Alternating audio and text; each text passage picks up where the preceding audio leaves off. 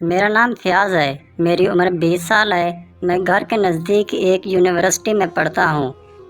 मेरे वालिद इलाके के बहुत बड़े ज़िम्मेदार हैं। हमारी ज़मीनें बहुत वसी और अरीज़ रकबे पर फैली हुई हैं। मैं अपने वालिदैन की इकलौती औलाद हूँ, इसीलिए मुझे ज़िंदगी का हर ऐशो आराम बआसानी मुयस्सर था।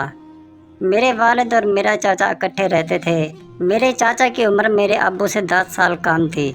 मेरे चाचा की उम्र 35 साल, जबकि मेरे वालिद 45 साल से ज़्यादा उम्र के थे। एक दिन मेरे अब्बू कहीं जा रहे थे कि रास्ते में उनका एक्सीडेंट हो गया और वो मौका पर ही फौत हो गए। मेरी वालदा 2 साल पहले ही चल बसी थी।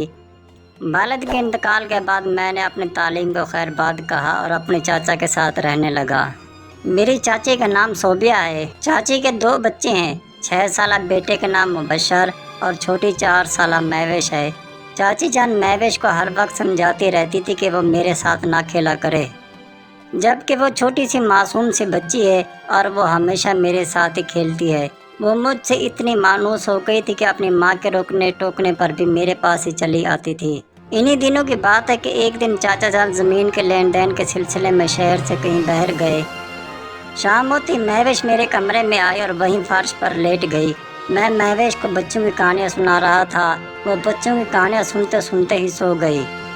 मैं वहाँ से उठकर चाची के कमरे की तरफ जाने लगा ताकि उनसे कह सकूं कि वो महवेश को उठाकर ले जाएं। चाची के कमरे का दरवाज़ा और घर की तमाम खिड़कियाँ बंद थी। मैंने बेधड़क होकर दरवाजे पर ज़ोर से दस्तक दी। चंद लम्हों तक खामोशी रही और फिर चाची की मध्यम सी आवाज़ सुनाई दी, कौन है? फयाज़, क्या तुम हो? मैंने जवाब दिया कि जी हाँ चाची, मैं फयाज़ ही हूँ। चाची बोली, क्या काम है? मैंने कहा, चाची जान महवेश सो गई है, आप उसे उठा कर ले जाइए। चाची नीम गनूदगी में बोली कि फयाज़, तुम मुझे सुकून से सोने दो, मैं बाद में आकर उसे ले जाऊंगी, तुम मेरी नींद खराब ना करो। चाची, आप सोती रहोगी और महवेश बेचारी फर्श पर ही पड़ी रहेगी। चाची की गुस्से भरी आवाज़ सुनाई दी, फयाज़, जब भी देखो तुम बहस करने पर तुल जाते हो। जाओ अपने कमरे में भाग जाओ, नहीं तो वहीं आकर पिटाई करूंगी। लेकिन मैं वहीं एक ही जगह जमकर खड़ा रहा और एक टक दरवाजे को ही घूरता रहा। अगर दरवाज़ा खुला होता तो मैं खुद ही महवेश को उठाकर चाची के कमरे में ले जाता और चाची के पास ही सुला देता, मगर मेरी चाची ऐसी सुस्त और उखड़ मजाज औरत थी कि उठकर दरवाज़ा नहीं खोल रही थी और मुंह से ही बक बक किए जा रही थी। मैं भी बहुत देर तक डीठ बना वहीं खड़ा रहा और उसके दरवाजे को ही घूरता रहा। अचानक मुझे दरवाजे के पीछे से धीमी धीमी सी बातें करने की आवाज़ सुनाई देने लगी। जब मैंने गौर से सुना तो वो किसी मर्द के बोलने की आवाज़ थी। वो धीमी आवाज़ में कह रहा था कि सोबिया, तुम खामखा परेशान हो रही हो, तुम्हारा भतीजा फयाज़ तो कब का चला गया है। अचानक चाची की सहमी हुई सी आवाज़ उभरी, नहीं, तुम नहीं जानते उसे। मुझे यूं लग रहा है जैसे वो अभी भी यहीं खड़ा है। मेरे जहन में एक बात आई कि चाची के कमरे में कौन शख्स हो सकता है। फिर मैं अपने कमरे में वापस आ गया। थोड़ी देर बाद चाची मेरे कमरे में आई और उन्होंने बड़े गुस्से भरे नज़रों से मुझे देखा और फिर महवेश को उठाने लगी। मैंने पूछा कि चाची, क्या आज आपसे कोई रिश्तेदार मिलने के लिए आया है? वो मुझे देखने लगी। थोड़ी देर के लिए उनके चेहरे पर परेशानी और घबराहट सी तारी हुई, लेकिन फिर जल्दी से उन्होंने अपने आप को कंट्रोल कर लिया।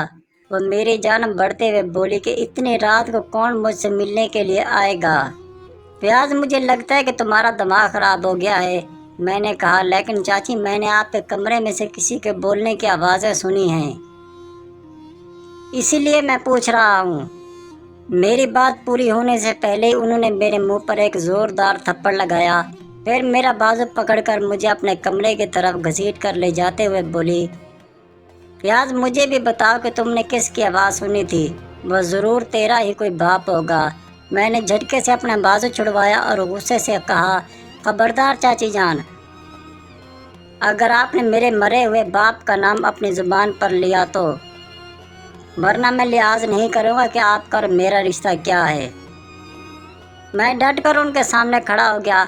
अब चच्ची कदरे हैरानी से मुझे सर से पाँव तक बड़ी गौर से देखने लगी। मैं 20 बरस का था और कद में उनके बराबर हो गया था। शायद चाची पहली बार मेरे ऊंचे लंबे कद को हैरानी से देख रही थी। پھر وہ پیچھے ہٹ گئی اور اپنے کمرے کا دروازہ کھولتے ہوئے بولی، لو فیاض دیکھ لو، یہاں کوئی بھی نہیں ہے، تمہیں ضرور کوئی غلط فہمی ہوئی ہے، تم نے میرے کمرے میں سے کسی کی آواز نہیں سنی ہوگی۔ لیکن میں بھی اپنی ضد پر ہی اڑا رہا کہ میں نے وہ آواز سنی ہے۔ میں جلدی سے کمرے کے اندر چلا گیا اور چاروں طرف اس شخص کو تلاش کرنے لگا۔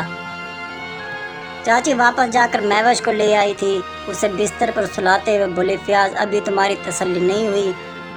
میں نے ادھر ادھر بہت دیکھا لیکن مجھے کچھ بھی نظر نہیں آیا، اور پھر جیسی میں مایوس ہو کر واپس پلٹنے لگا کہ مجھے اچانک بیڈ کے نیچے سے کچھ حرکت محسوس ہوئی۔ میں نے جب قریب جا کر دیکھا تو وہ میرے لیے اجنبی آدمی تھا۔ میں نے اسے گردن سے پکڑ کر بیڈ کے نیچے سے کھینچ کر باہر نکالا۔ یہ دیکھتے ہی چاچی بہت گھبرا گئی۔ اس آدمی نے مجھے زور سے دھکا دیا جس سے میں دور جا گرا، اور وہ آدمی سر پر پاؤں رکھ کر وہاں سے بھاگ گیا۔ میں اسے پکڑنے کے لیے اس کے پیچھے بھاگنے لگا لیکن وہ لمحوں میں ہی آنکھوں سے اوجھل ہو گیا۔ چچی نے مجھے پکڑ لیا اور اس کے پیچھے نہ جانے دیا۔ جب وہ دور چلا گیا تو میں نے چچی سے کہا کہ چچی یہ آدمی کون تھا؟ کیا تمہارا کوئی رشتہ دار ہے یا کوئی بھائی ہے؟ چاچی یہ سنتے ہی رونے لگی۔ چاچی نے بتایا کہ یہ شخص اس کا دور پرے کا رشتہ دار ہے۔ اس مرتبہ جب میں گھر گئی تھی تو وہیں اس سے ملاقات ہوئی تھی۔ چاچی مزید کہنے لگے، فیاض تیرے چاچا بوڑھے ہو چکے ہیں، وہ بہت کمزور ہو چکے ہیں، وہ مستقل دوائیاں کھاتے ہیں لیکن پھر بھی کچھ فرق نہیں پڑتا، ان کی صحت دن بدن کمزور ہوتی جا رہی ہے۔ فیاض اب تم ہی بتاؤ میں کیا کروں، اس سب میں میرا کیا قصور ہے؟ چاچی کہنے لگی کہ فیاض میرے پاس ایک اور بالکل سیدھا اور صاف ستھرا راستہ بھی ہے، لیکن پہلے وعدہ کرو گے کہ تم تعاون کرو گے۔ میں نے چاچی سے وعدہ کیا کہ میں ہر ممکن تعاون کروں گا۔ پھر میں نے پوچھا، چاچی وہ کون سا صاف ستھرا اور سیدھا راستہ ہے؟ تو چاچی کہنے لگے، فیاض اگر تم اپنے چاچا کا کسی اچھے سے ہسپتال سے علاج کروا دو تو۔ میں نے چاچی سے وعدہ کیا اور جو ہی چاچا واپس آئے تو میں انہیں ایک بہت اچھے ہسپتال لے کر گیا، اور کچھ مہینوں بعد چاچا بالکل صحت مند ہو چکے تھے۔ اس کے بعد چاچی اور میری لڑائی ہمیشہ کے لیے ختم ہو گئی۔